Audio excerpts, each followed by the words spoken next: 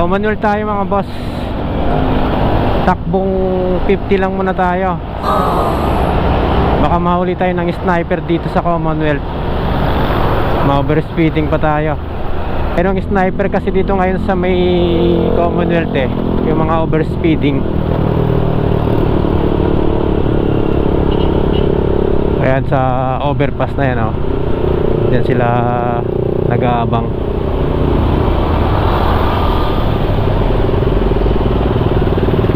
Kaya takbong pogi lang muna tayo.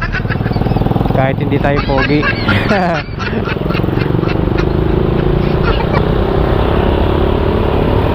Pagdating ng overpass, ayan, dahan-dahan lang tayo. Baka dyan lang nagtatago yung sniper.